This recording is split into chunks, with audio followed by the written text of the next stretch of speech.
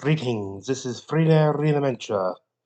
I come to you with another recap of Critical Role. Oh, uh, today's episode of review is episode 53. Still gotta use this thing for most of this to get used. Ripples. Well, first off, after talking about the ads and stuff, like I believe this one was sponsored by the D&D movie that's coming out, of course. Do love that movie.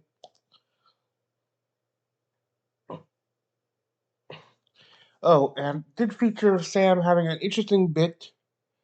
I think this was actually for the some sort of new like D&D book, and finding like for like new like boss monsters and stuff, as well as a lot of magic items and stuff. Uh, Just go to the link and find it, because I'm not gonna explain that weirdness.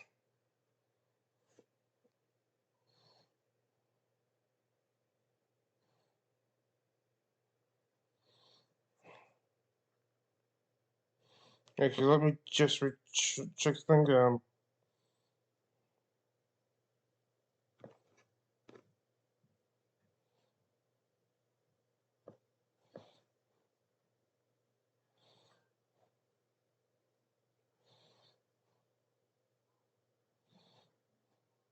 Okay. Hey, well,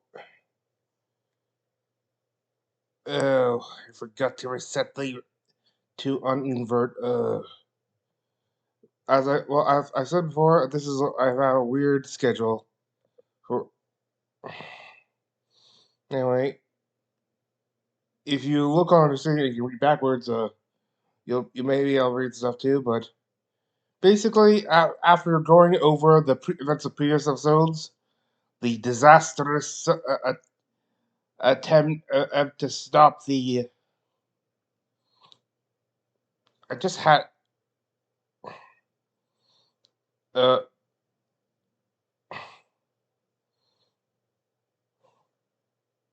the Malleus Key, a, mm, during the Apathy Solstice, going head to head with the Ruby Vanguard and Paragon's Call under the command of Ludinus, the Martin, Ludinus Deleth, uh,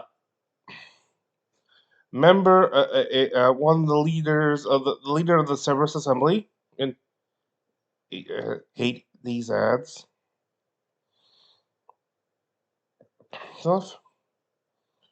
And after many appearances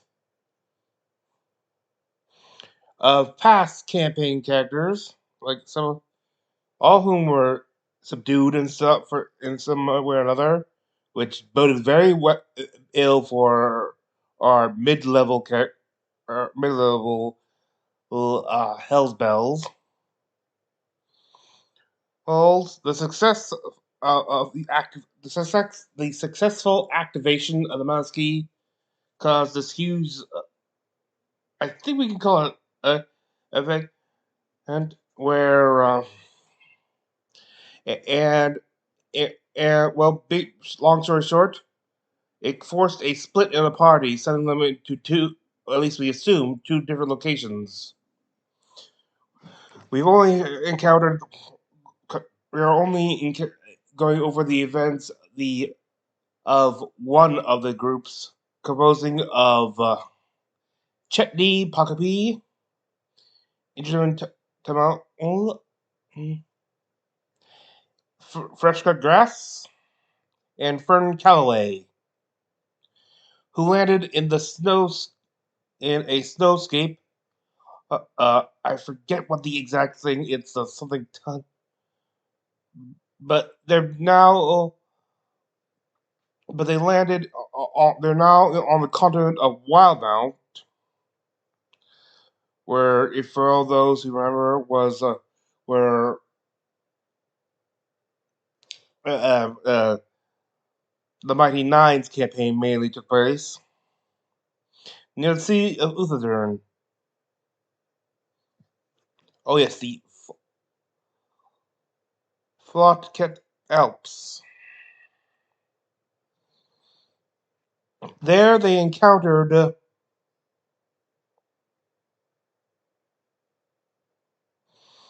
they did encounter two new uh, uh, two individuals, the guest characters who are who for a foreseeable future are sticking around.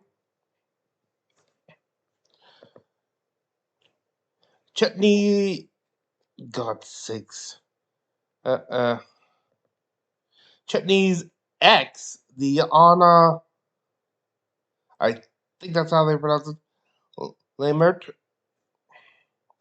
a cleric of Pelor, like cleric of Pelor, and F.R.I.D.A, uh, a far-ranging integrated defense automaton, who, according to this, is a fire rogue and cleric. Triple threat. He's probably the most well-dressed robot we've ever seen, and he has a blunder, and he seems to have a similar to Cybertronians, able to transform his arm into a gun, specifically a blunderbuss. Hmm?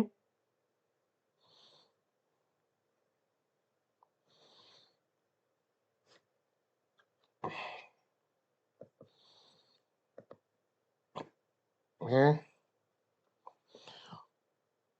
After getting it just going on and stuff. Oh, and by the way, upon waking up, they immediately tried to contact the rest of the party, only to find that what appears to be certain distant spells and stuff. At least that's how I originally interpreted, and like sending and stuff, are no longer effect. And no matter what they roll, they cannot get it. Now, as they go on stuff, they go explain stuff. More views of the gods are explained, and after a while, because of the lunar cycle of Catheda, the I'll call it the less ominous moon of Exandria, uh, Chetney had to. I'm sorry about that. Chetney had to basically wander off into the forest to keep everyone safe. But of course, they ended up going looking for him, and there F.R.I.D.A encountered Chetney's werewolf form, and it was Chetney being fully under the influence of this. He didn't attack right away, but because it moved like prey, he did not detect smell the blood. But after a while, he did strike. After a brief scuffle, which he at one point they point out bit Frida, which could transfer lycanthropy, but it's though there is a question of whether a automaton can contract lycanthropy and stuff. So he finally, after like basically savaging, he left him alive, but left Frida alive, but savaged and ran off the woods. Leaving the others to go and heal up Frida. And this is where the episode begins. Ends.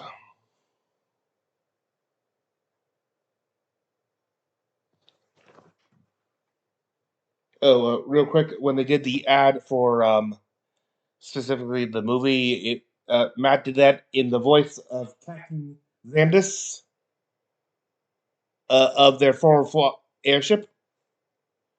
Is he? I forget if he's still alive or not. You know.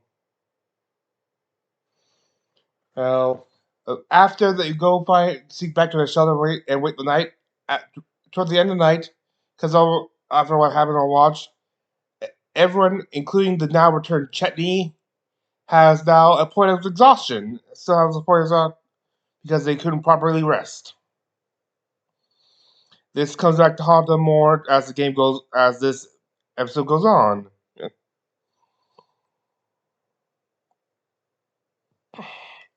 Chetney does ask if he hurt everyone, and they told, and despite her initial anger, in the earlier in the night has calmed down, and basically says that everyone's fine stuff.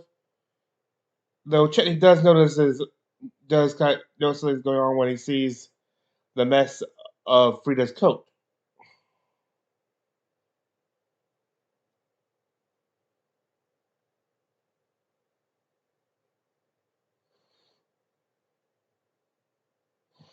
Here, 1 second.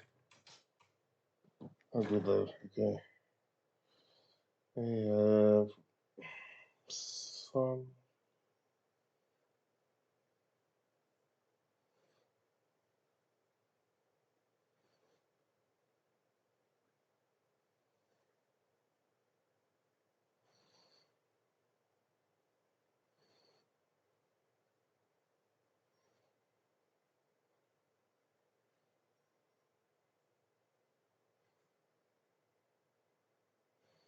Oh, that's one piece of and okay, they after talking about stuff, Frida at one point comments that while Chetney was worried stuff, he did tell Chetney that he sort of saw Chetney's the resisting of his will form to try not to hurt.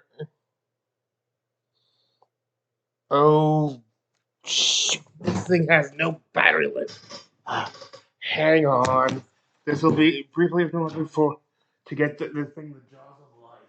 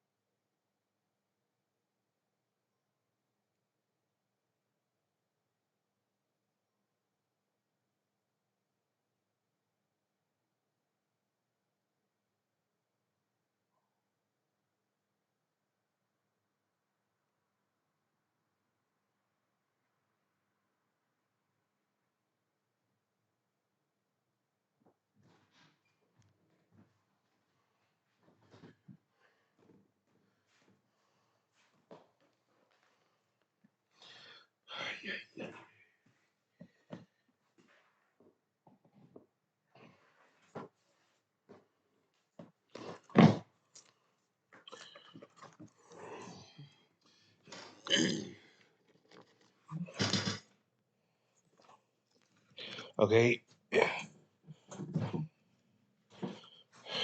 see. Well, let's the book up there.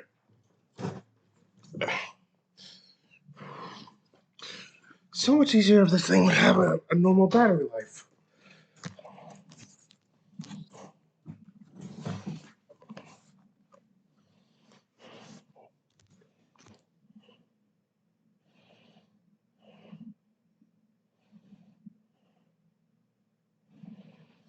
Okay, after a while, I think one of them, after a while, they start talking about how they might try to see if they can get more information on what's going on and perhaps a method of contacting the rest of the party.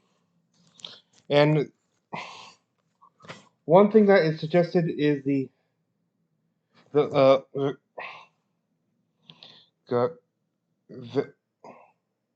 Velen steeple, a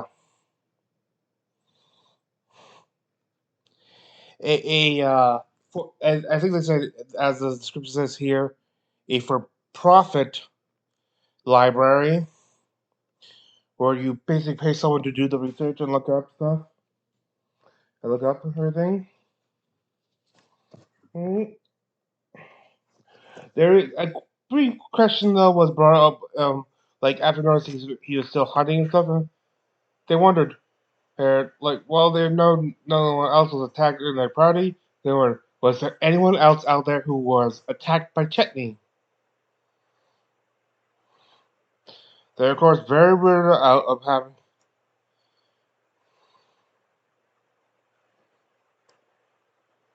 stuff. Stuff. They're very worried Chetney. They do think that because of the apathy solstice, the the uh, the will of the wolf his the will of his wolf form is becoming stronger, or the curse more powerful because of it.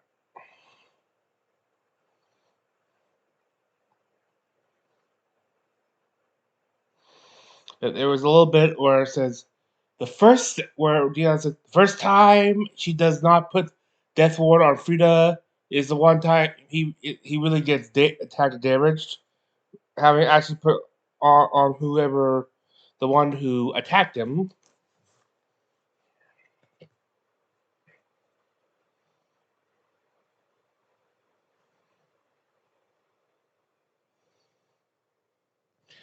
They, they also go over like what's the new system like before, like when they were on on the sky ship, they had like they could just time down during the Catholic stuff or stuff, but they need to figure out later a new system for keeping make sure the stays docile during the full moons.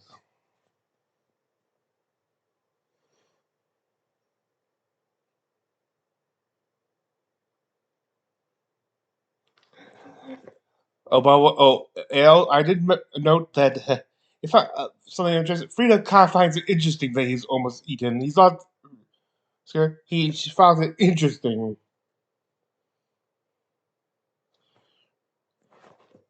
After a while, because I refuse, even though I know one's there, I refuse to say that certain phrase. They find their path toward Uthadurn.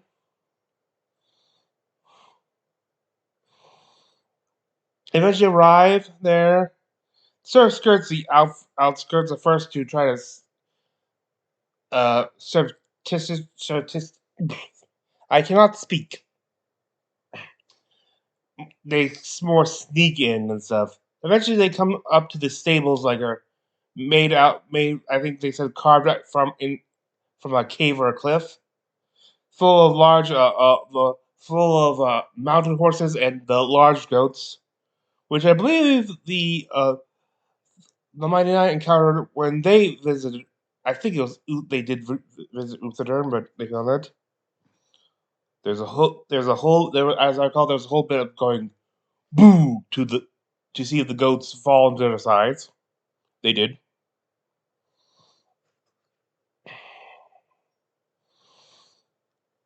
Ah, yes, the flock goats. Uh, just real quick, they have no image. Never mind. Stuff. And after going up and trying to pet him, only for the owner to just get a little agitated because someone just walks with goats and he doesn't want people to steal them. This is Fern, of course, going up to them, but all she wants to do is give them a little scratchy on the neck, scratchy. Though this commotion does attract the the attention of the glassmates, though according to this, that the shepherd was a glassmate. Mm. They're the law enforcement of Lutheran. After uh, assuring them that they are no threat harm to the livestock or to the people, the glassmates take them to Lutheran. Close into they're only on the outskirts.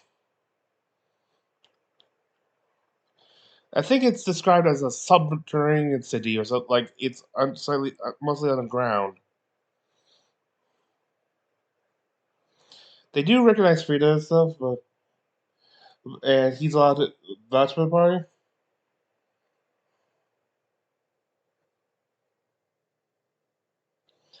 Oh, of course, Fern, like while things go on, does a while the guards are distracted, managed to do a sort of like sleight of hand to try to shave a bit of the go for like a souvenir off the rear, of course. It succeeds on a 7 because of how distracted they are right at the second. They do not appear to recognize Chet, though, who thought himself wanted in Uzadern, you know, like, uh, as a bounty or something. But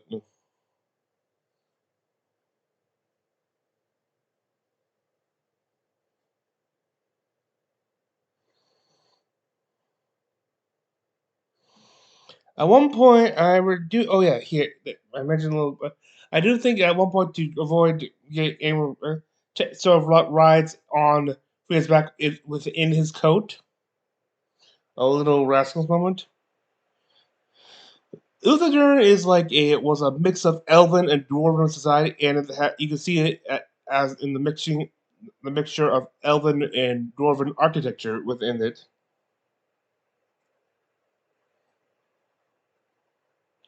Oh yeah, making my well, yeah, I'm not saying that. And they have one the first of a few like this occurs throughout the episode vibe checks, which is basically in some on the people Uther right now, and everyone seems spooked as to what's been going on recently.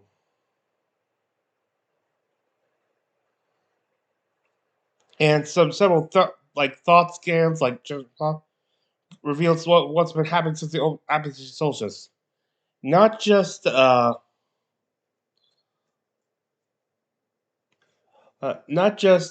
distance, but most divination spells are have no longer been operating, as well as some older made enchantments of the city, including what's all the enchantments that basically are the lights. It not quite full blackout, but still very dim light. And all the temples are closed because they're closed because of the interference. There's an increased glass blade presence, just to keep, just to show a presence to comfort the people.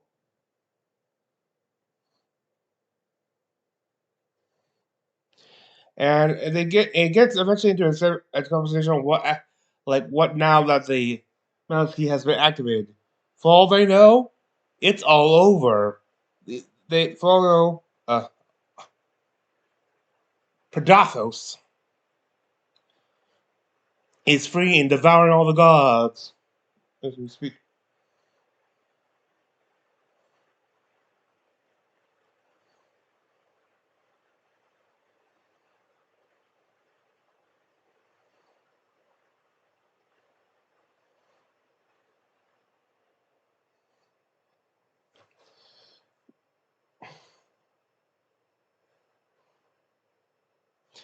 Uh, Imogen is especially worried because what if well we just it seems like there's well despite what I originally thought I personally thought it seems to be more than just like distance spell stuff. And Imogen is wondering what if the magic brought that brought Laudna back, what if that's still keeping her alive and it's now being interfered with? What is what out of all the ones there? She's the all the ones of the missing party members. She's the most worried about Laudna because she seems the most vulnerable.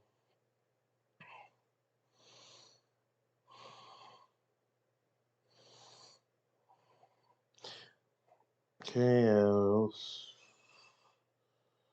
Laudna. Uh, at the time though, I Dion was using some form of Claire cantrip, which shows that Claire powers are still working. So there's a good so chances are the gods are still there, at least Palor.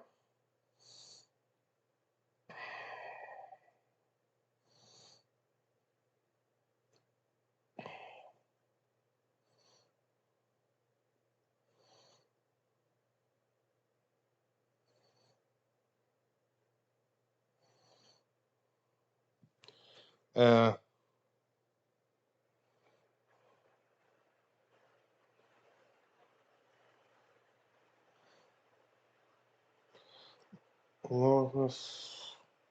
they're at the steeple, the church stuff. There was a talk about Carmen, who Carmen person who uh Diana is friends with. Not sure what I'm trying to remember why they needed to contact that. They felt the need to contact that person. They haven't yet, so. Oh, Uthodurn, by the way, is divided into a few, as they call, discs. I believe these whole things rotate like gears stuff, and they can use it um to prevent passage from like sort of on the passages that between the discs, so that make it harder for someone to take the entire city, an invading force or something. Right now they're following the main road, which is the Augur Trail. Oh, and most of the right so far they're in the what's called the Deliberation Disc. Why it's called that, I can't actually remember if they have said or not.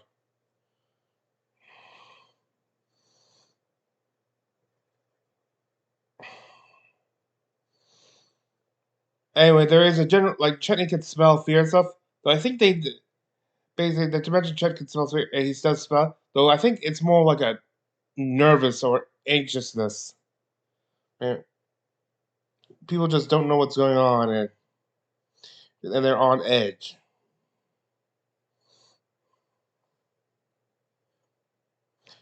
A lot of our businesses are closed, though they do go pass by uh, uh, uh, Chetney's mentor and associates business, Ogar and his business at Ogar Chest. Since he's left, the business seems to have expanded. Now has a second floor, which Chetney seems has a reaction to. Can't. I think he's slightly upset, like since he's left, that it's still doing well and stuff, or something like that. Or maybe he's like just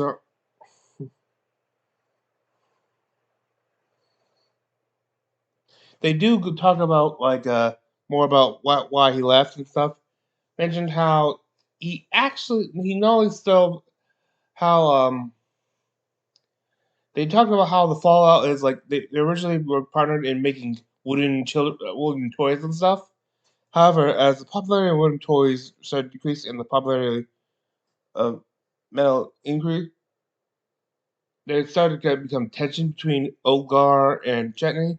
And one day, and like this elven male walked in and talked about how good the about potentially them changing over the rail.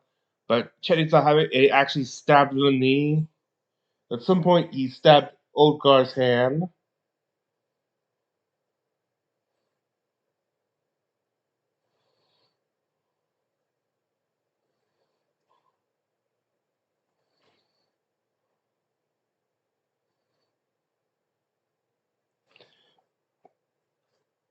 There.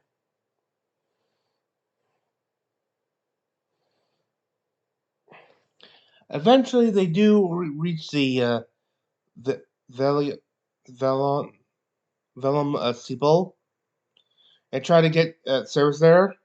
It's technically closed right now to while everyone inside is trying to help look up any information to figure out what the hell is going on. Excuse the language. Though, if you watch this show, you don't mind language.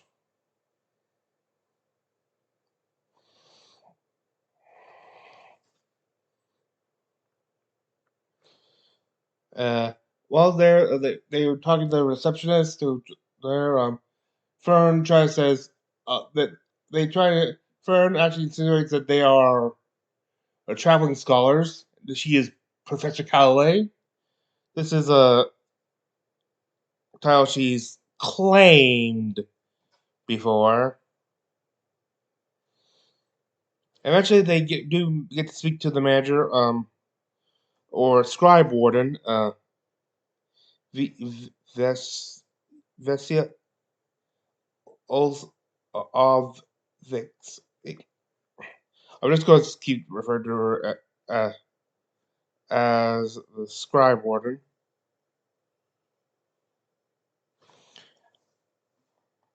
While this is going on, Chetney goes invisible to like explore the place to try to get information that maybe he a the steeple is unwilling to provide.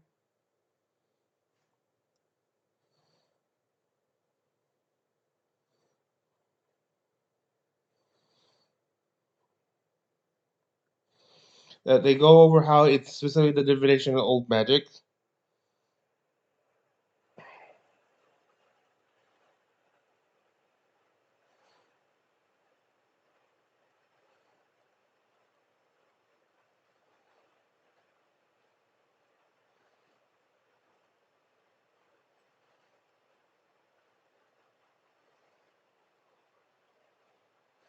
Oh, that's a. Also mentioned how some of the magic is. They mentioned how certain prisoners contained by magic have escaped.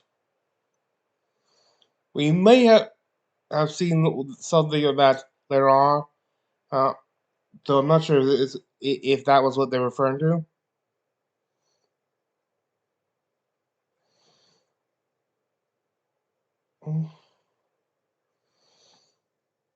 Uh, they do also eventually, and they just do a skip over recap, basically inform of what they've been doing going on to help give her information. Also telling her about lewdness and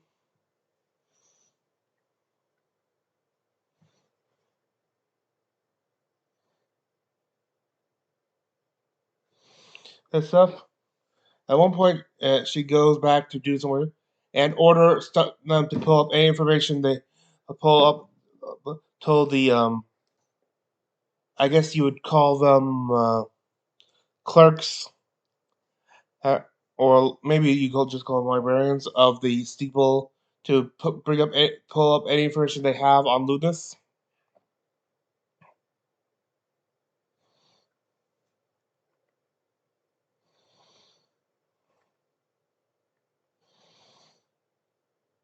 And also mentioned how teleportation magic is also affected.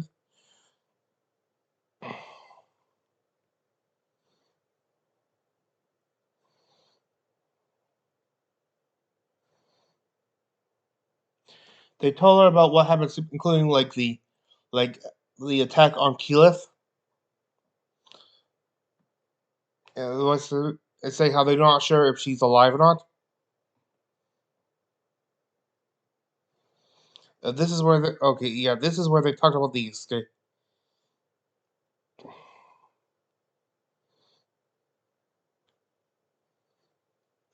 Also, and they also mentioned how this place can't be the only ones who have ancient powers being sealed away. Now maybe running for the end. Oh shoot! Oh shoot! I just thought of something.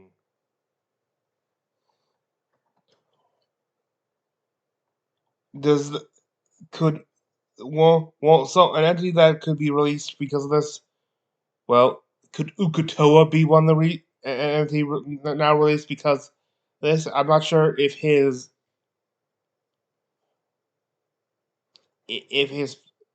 uh, how you would classify his seal.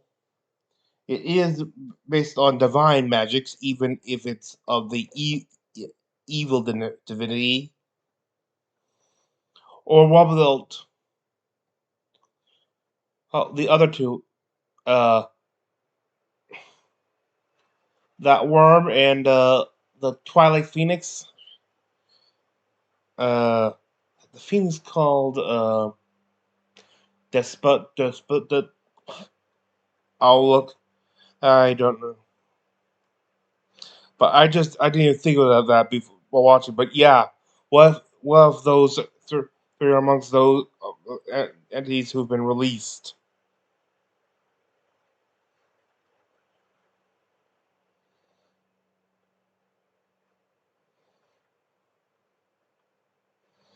Hmm.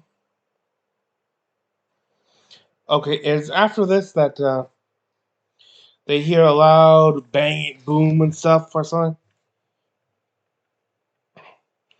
and of course Risa hurries away to try.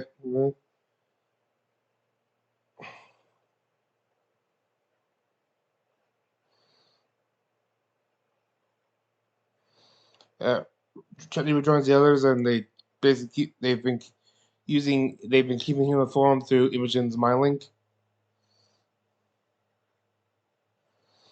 They can hear another loud noise and stuff. They try to figure out where it's going.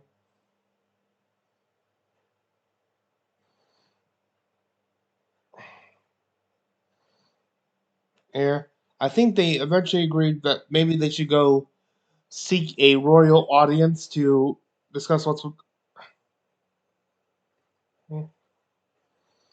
hmm, what's been going on with the two monarchs.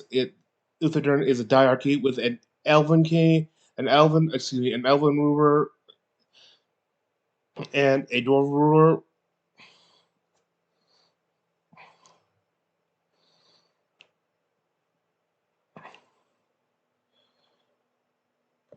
Uh, excuse me. The elven king here is specifically what the scroll you Imathon Taviel.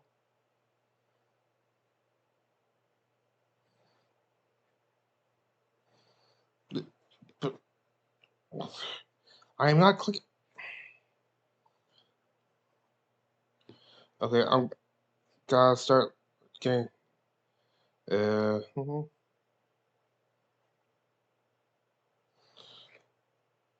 They're king and queen, but it's a diarchy, so they're two separate. They're not like married or anything. And the queen is the dwarven queen is Simone Fronost. Um,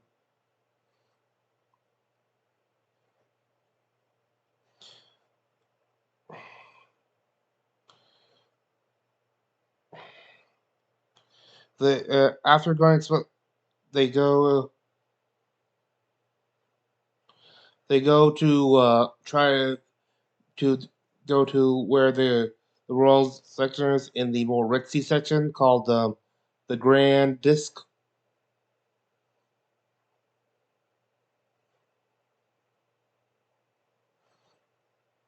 Along the way, a a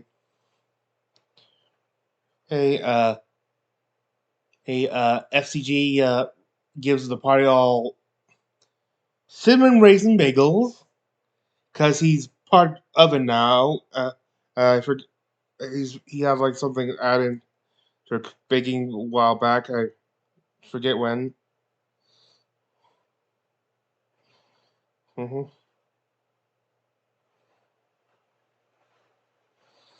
And they reach the entrance to the golden, but find that the that part is sealed and stuff.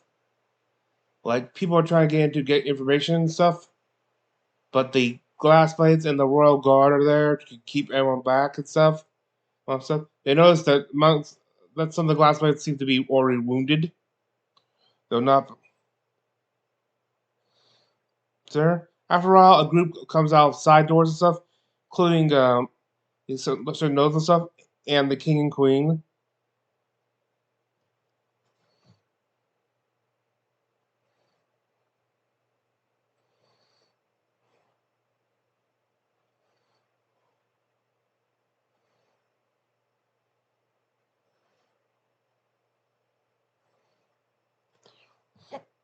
they get from the guards, but I think this may have been a service thoughts from Imogen, like me, or they're talking about, but or just made an acid, but they get that there was described as an attack from within the palace itself.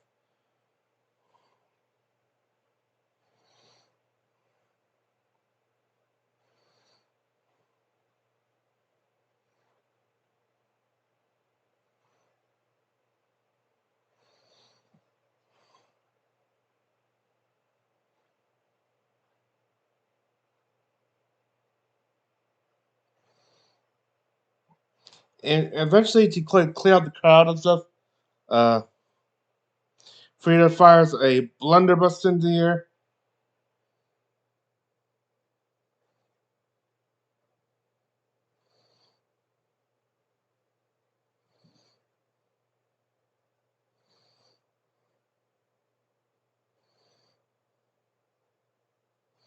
He does this from a trying to step position. Should something hostile something appear from on the gate?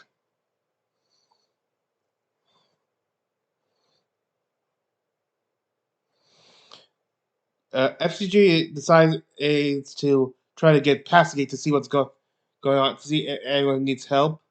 Uh, there's a use of fast friends to convince them to let him through, like saying that he is there to go get the queen's ladies in waiting or something like that.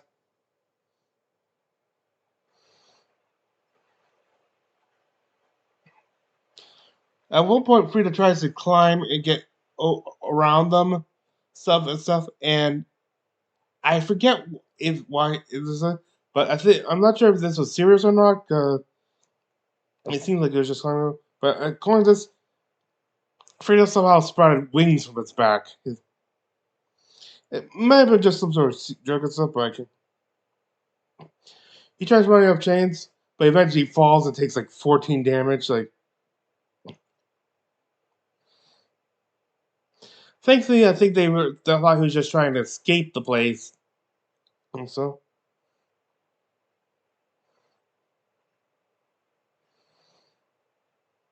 eventually the party does make it through the guards and stuff, like through different kind of range to convince them and go through.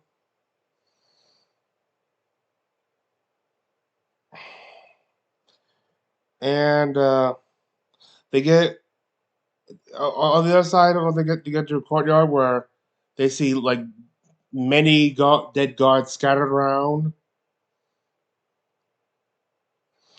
The they notice like some of the architecture has scrape marks on it, like certain markings and stuff.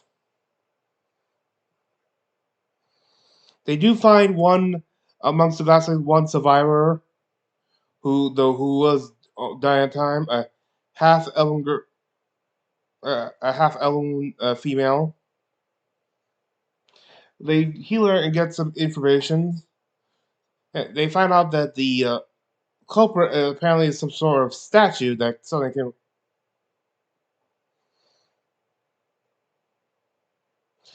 It was the statue was originally in the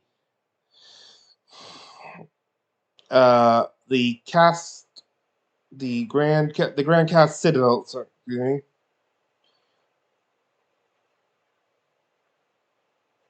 Is described as like a four-legged beast, quadrupedal, uh, with hooved. And they can sort of hear sound of like hooves in the distance. It they sort of spot it is slightly glowing like a purple or reddish color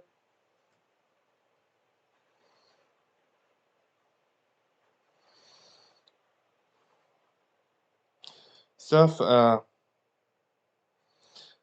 Is that they find out it's supposed to be a statue of uh, a, one of the great beasts of the.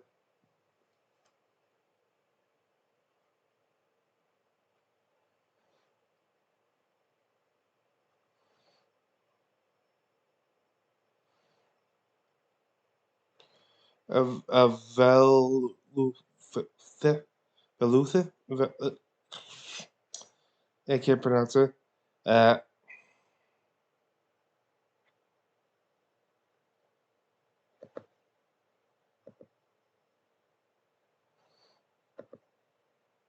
that's the reason. Describe order.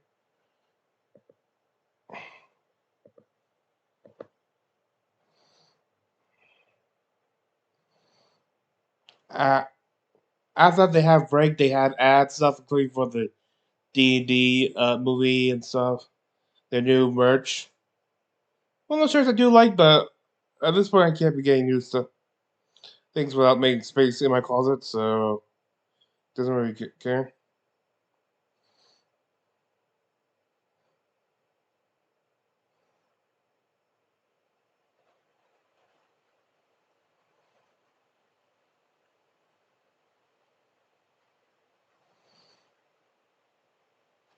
Oh, right before break, as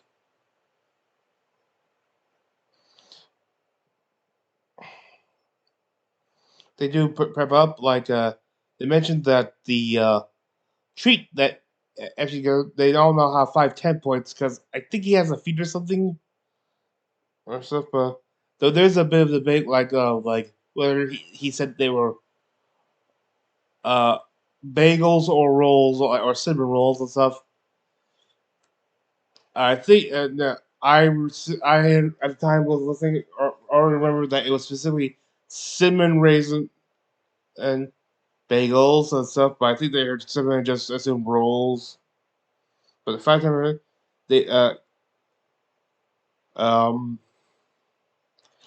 F.C.G uh, uh, uses his sympathetic bind on party minus Dion, which Abria's reaction was.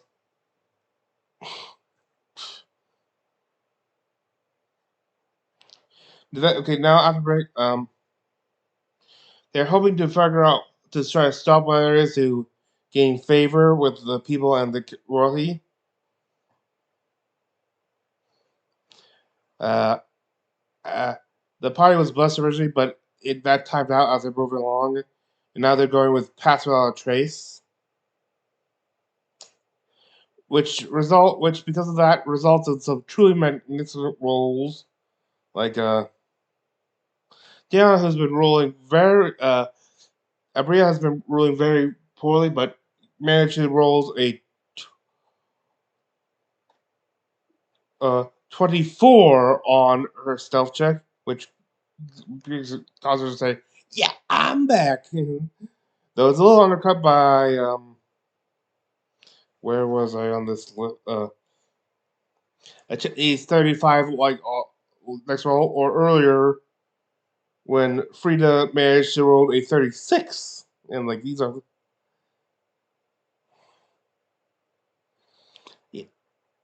all known gods uh, have a hard time finding you on 35 or 36.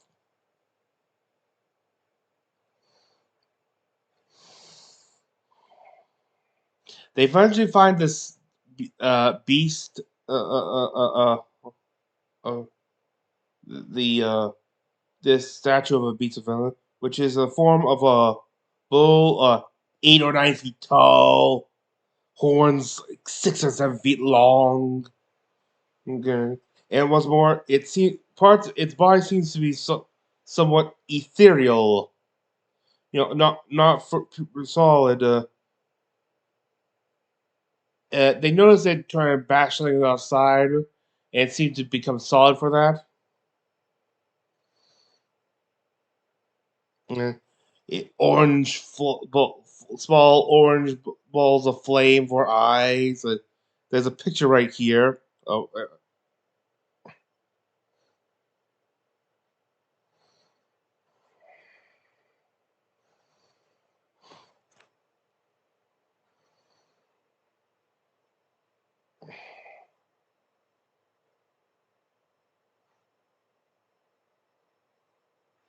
uh, uh, while preparing for to go out for this, uh,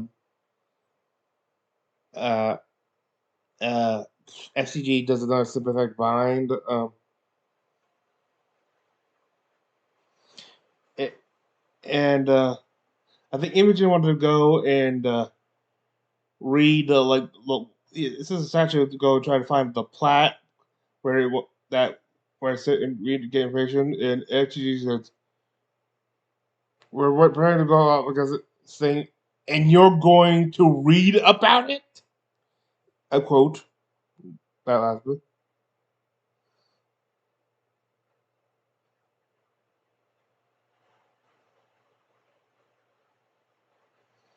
Eventually, while it's more heading, it headed up to the Citadel like stuff. They attempt to evacuate those remaining there, who are still trapped there. But of course, they are trapped. The entrance is sealed, so they can't.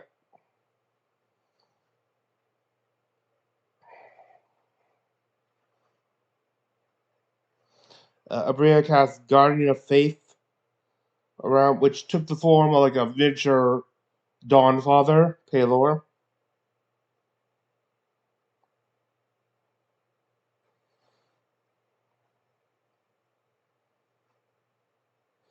Imogen uses a sorcery at one point uses her sorcery to increase the range of her detect thoughts to try to get hear the thoughts of the bee of it, but it's different to the thoughts of other air creatures and stuff, and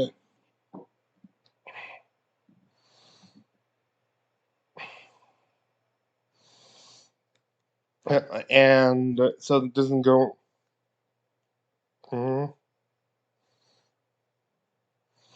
And when we went to go for looking for a plaque, got natural try to look at a plaque, or to find that it was in Elvish, which she cannot read, so it was a kind of a waste of an extra.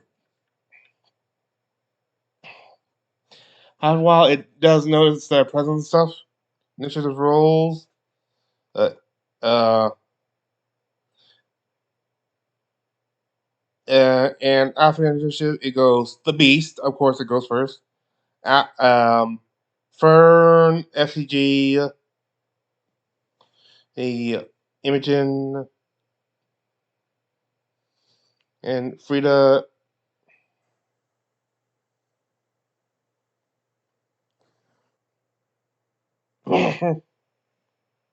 Excuse me.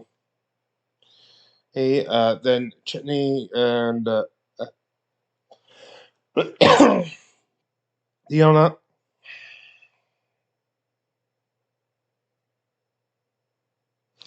And it starts out by charging at third Fern. Like scores a 26 to hit, and hit, hits her with a charge attack, which hits her for 42 damage.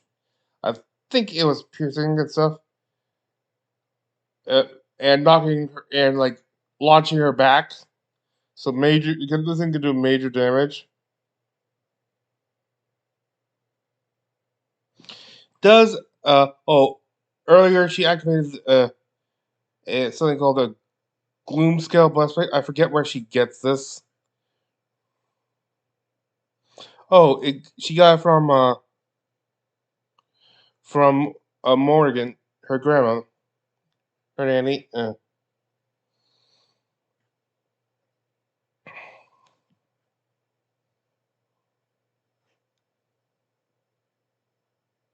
Basically, it's like a concert armor of Agathis doing the.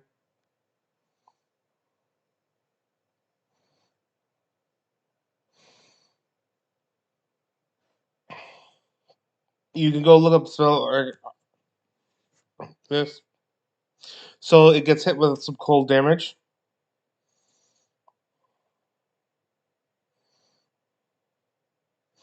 I believe that then she actually has her turn, which she uh, actually has Fern cast Dominate Beast on the creature,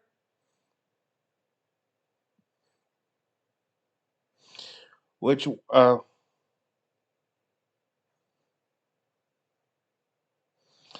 it says after it failing its save, and then Matt looking it up to make sure this does fall as a beast. It does apparently it can register. It registers both uh, as a beast type creature and a celestial creature.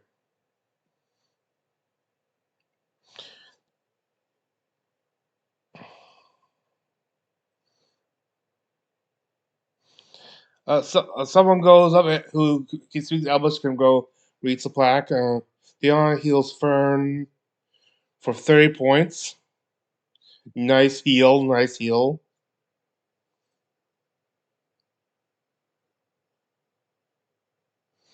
And after a spell, uh, I think they cast tongues or something that allow it to comprehend languages.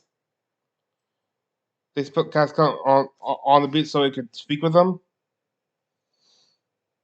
And they found, and it's what it says is, "I don't know how I got here. I need to get home." Basically, it just woke up from being a statue, which was a prison.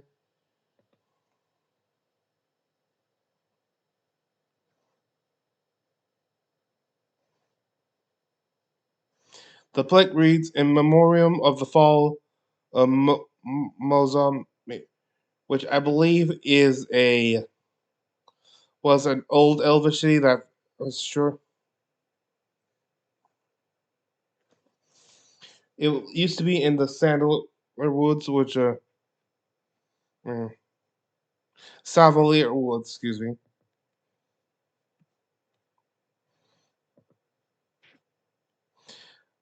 I think this is where.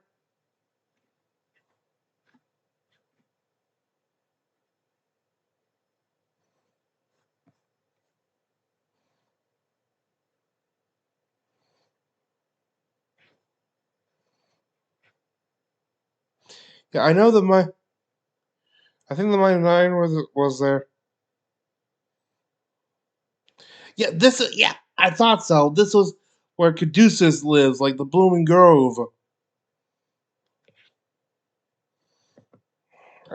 I thought so.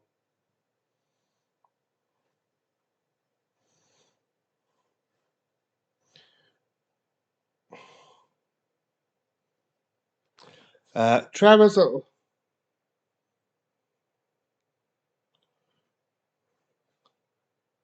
tries to roll for something, but it gets a nat 20. But then you realize, wait, I have disadvantage, and actually fails the check. So they all sort of empathize with it because it doesn't know where it is. Got here something, he just wants to go. Oh, Frida knows how like it is to like be so at one point in time, then wake suddenly come back another point in time. And I figured Dion knows this too, so.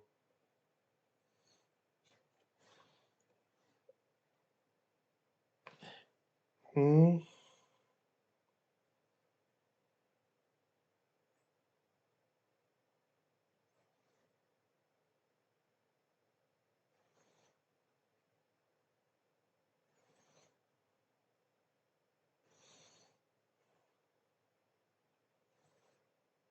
Eventually, Dominate Beast fades, but it's it's kind of weird, but it's still trusting them right now. So, and they basically just want to be shown out.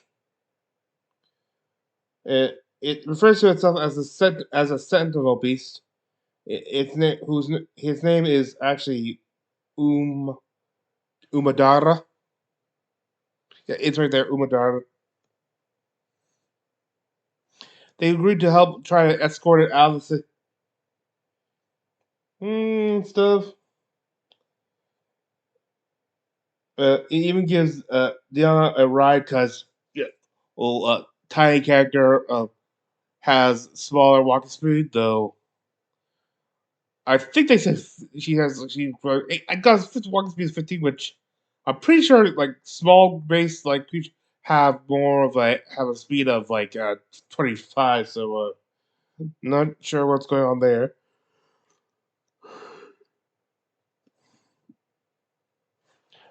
She Diana also tries to have like Spirit Guard go to the other side gate and speak to tell him to unseal it and let him through. But she rolls on that one and replies, "I'm in hell."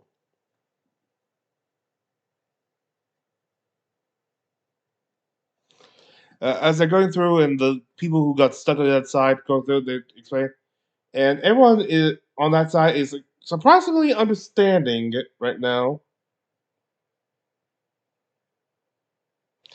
I think they just want to want the danger to leave because the danger gone one way or the other. They eventually figure out a way to communicate to get the doors open, and once again going over how it's like for I think the islands of going over the power of friendship.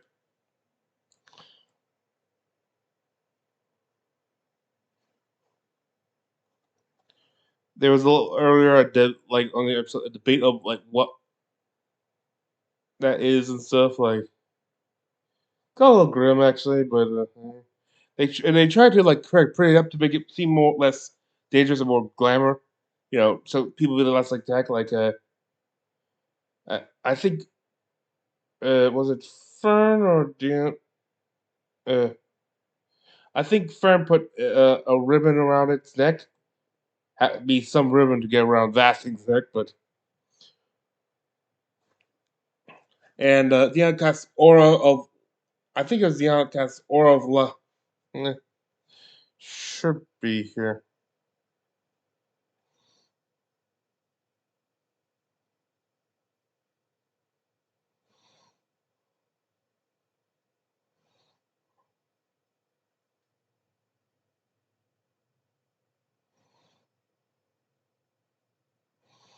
They try to keep everyone's well. They're the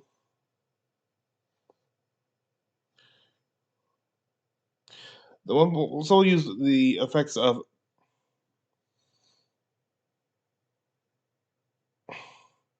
Aura Life to give it like a warming effect on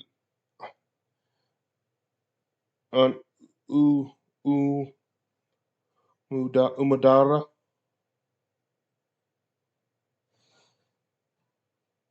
Uh, I think. Oh, also they even use prestidigitation to. I, I think tell stuff or I the eventually they meet this guard who they originally communicated to get through and stuff. Who has is in charge and able tells everyone to keep calm and don't attack unless attacked, and they make a path for it through the city so they can leave. And eventually arrive at the outskirts of the city to leave. Before, though,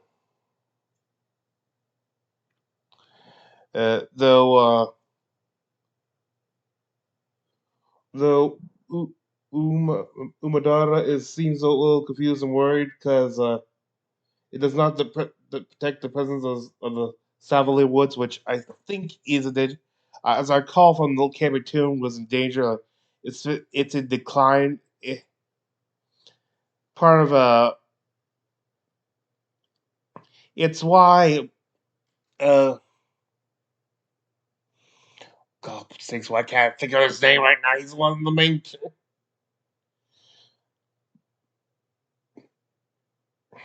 Caduceus. Caduceus' family was on a quest that left him alone to try to find a way to restore or at least halt the loss of the.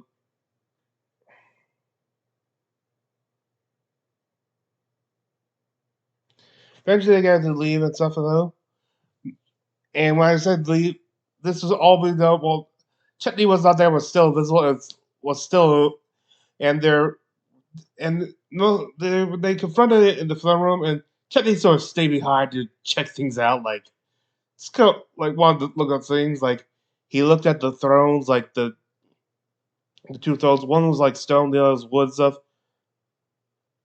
And so, and being him, he couldn't help but find a somewhat obscure place to like a bomb leg, left leg or something of the chair, the one chair, to sort of carve his name into secretly him, and to examine like some of the gem ornations of the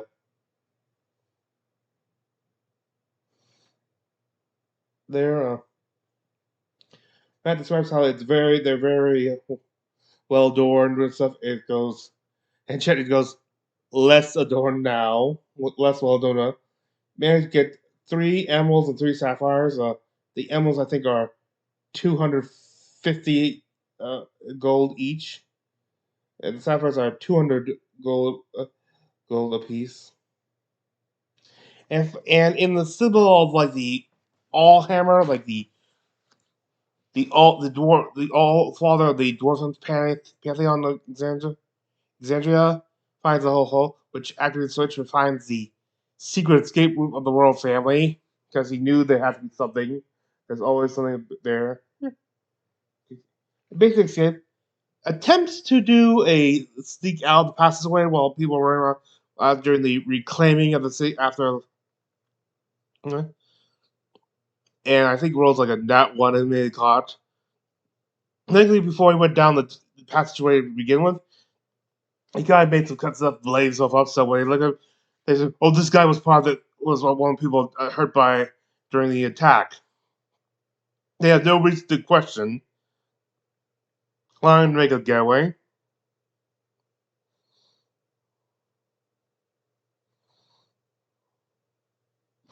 What's up?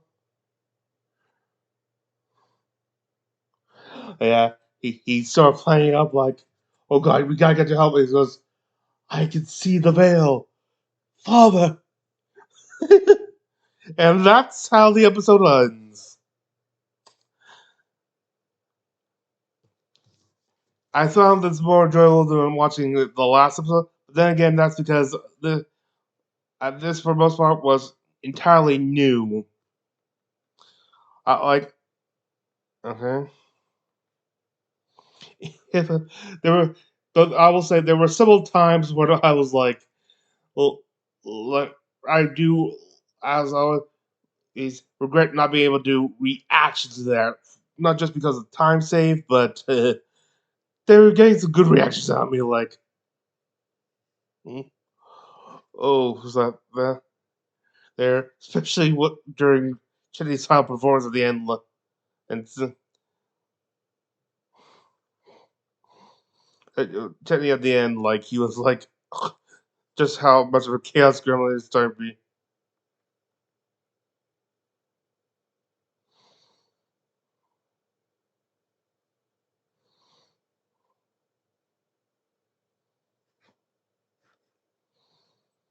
Hey, hey, hey.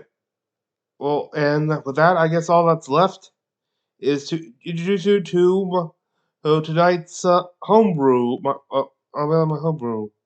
This isn't one I've made a while back. Bowstring of slaying. You heard of weapons of slaying, like specifically? This is something like you can equip to any like bow or crossbow. It's a legendary grade item, but does not actually require attunement. This enchanted bowstring has a 1d6 charges. Uh, this is when you first find it. At dawn, roll a roll 1d20. The bowstring loses a charge if you roll a 1 through 4, or maintains its current number of charges if you roll a 5 through 10. Gains a charge if you roll 11 through 8. And gains 2 charges if you roll a 19 or 20. When Now for the actual use of this. When firing a piece of ammunition from a bow or crossbow strung with its bowstring, you can expend 1 charge to grant the ammunition the slaying property. Each bowstring is set to a certain species of creature, On hit,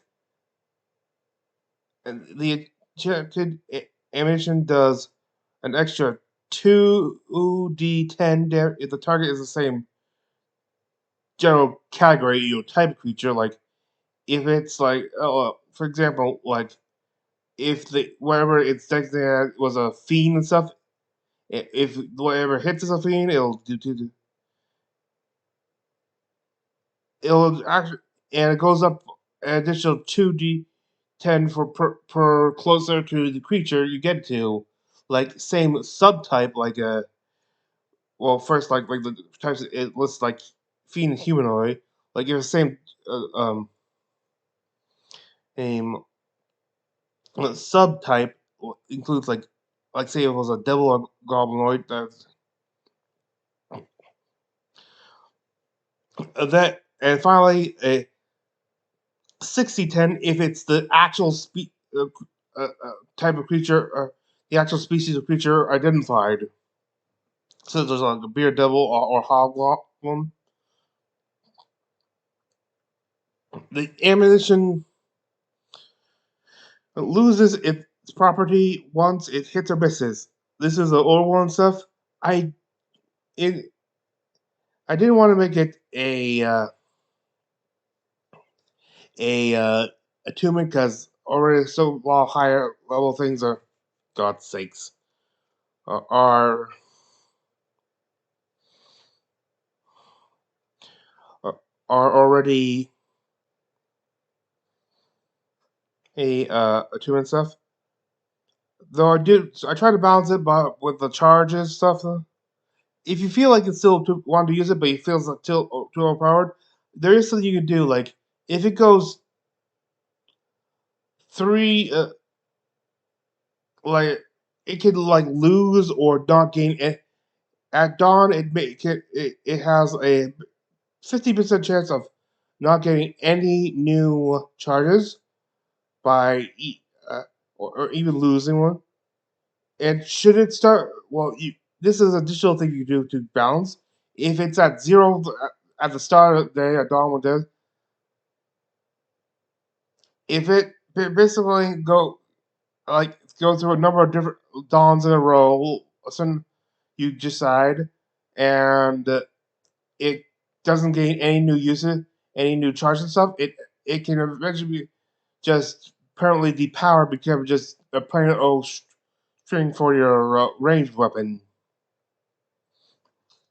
And that's all for tonight. I've got to go to bed. I do thank you for joining me. This is this is Freener Riamencha, half elven YouTuber. I may be dropping the half elven bit soon. But I thank you for joining me, and I wish thee good fortune on the quest of life.